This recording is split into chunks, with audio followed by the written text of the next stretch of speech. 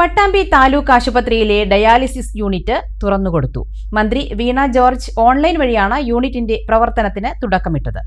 ഏറെക്കാലത്തെ കാത്തിരിപ്പിന് ശേഷമാണ് ഡയാലിസിസ് യൂണിറ്റിന്റെ പ്രവർത്തനം ആരംഭിക്കുന്നത്. പട്ടാമ്പി താലൂക്ക് ഗവൺമെന്റ് ആശുപത്രിയോട് ചേർന്നാണ് ഡയാലിസിസ് യൂണിറ്റ് സജ്ജമാക്കിയിരിക്കുന്നത്. MLAയുടെ ആസ്തി വികസന ഫണ്ടിൽ നിന്നും 99 ലക്ഷത്തോളം രൂപ ചെലവഴിച്ചായിരുന്നു കെട്ടിടം സജ്ജമാക്കിയത്. പിന്നീട് MLA ഫണ്ടും നഗരസഭാ ഫണ്ടും ഉൾപ്പെടെ വിനിയോഗിച്ച് മറ്റ് സംവിധാനങ്ങളും ഒരുക്കി. തിങ്കളാഴ്ച മുതൽ കേന്ദ്രത്തിൽ ഡയാലിസിസ് ആരംഭിച്ചു. മന്ത്രി വീണ ജോർജ് ഓൺലൈൻ വഴി ഇതിന്റെ ഉദ്ഘാടനം നിർവഹിച്ചു. നമ്മുടെ പട്ടാമ്പിയെ സംബന്ധിച്ചിടത്തോളം നാളുകളായിട്ടുള്ള നമ്മുടെ സ്വപ്നത്തിലെ സാക്ഷാത്കാരമാണ് ഇന്ന്. പട്ടാമ്പി താലൂക്ക് ആശുപത്രിയിൽ ഡയാലിസിസ് യൂണിറ്റ് അത് ഉദ്ഘാടനം ചെയ്യപ്പെടുകയാണ്. ഒട്ടേറെ പ്രതിസന്ധികൾ ഇതിൻ്റെ ഭാഗമായിട്ട് ഉണ്ടായിരുന്നു. താലൂക്ക് ആശുപത്രി സന്ദർശന വേളയിൽ ഞാൻ സംസ്ഥാനത്തെ എല്ലാ താലൂക്ക് ജില്ലാ ജനറൽ ആശുപത്രികൾ സന്ദർശിക്കുമ്പോൾ പട്ടാമ്പിയിൽ എത്തിയിരുന്നു. അവിടെ നിർമ്മാണ പ്രവർത്തനങ്ങൾ അവലോകനം ചെയ്തിരുന്നു.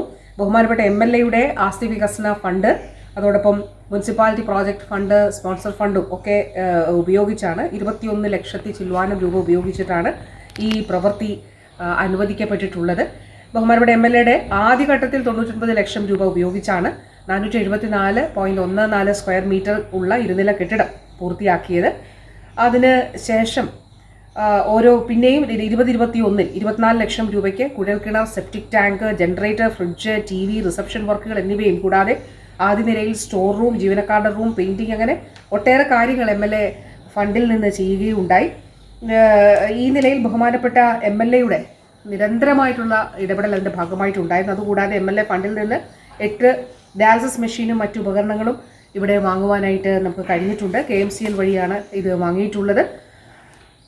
ഈ അവസരത്തിൽ ബഹുമാനപ്പെട്ട MLAയുടെ ഒരു നിരന്തര ഇടപെടൽ ഇതിലുണ്ട്. കാരണം നമ്മളൊരു പ്രോജക്റ്റ് യാഥാർത്ഥ്യമാക്കുമ്പോൾ അതിൽ ഒട്ടേറെ പ്രശ്നങ്ങൾ നമ്മൾ അനുവദിക്കുക എന്നുള്ളതിനപ്പുറം ഓരോ പ്രശ്നങ്ങൾ, പവറിൻ്റേതാകട്ടെ, വെള്ളത്തിൻ്റേതാകട്ടെ, മറ്റനുമതികളാകട്ടെ, ഇതിനു വേണ്ടിയിട്ട് വളരെയേറെ അതിൽ ഇടപെടുകയും പ്രയത്നിക്കുകയും ചെയ്തിട്ടുണ്ട് ബഹുമാനപ്പെട്ട MLA. മുഹമ്മദ് മുഹസിൻ MLA അധ്യക്ഷനായി.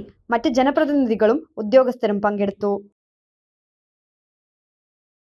ഓരോ വരനും വധുവിനും മനോഹരമായും വ്യത്യസ്തമായും അണിഞ്ഞൊരുങ്ങുവാൻ ഇമ്മാനുവൽ സിൽക്സ് അവതരിപ്പിക്കുന്നു വെഡ്ഡിംഗ് ഫെസ്റ്റ്. ഈ ഷോപ്പിംഗ് മഹോത്സവത്തിലേക്ക് ഏവർക്കും സ്വാഗതം. Emmanuel silks.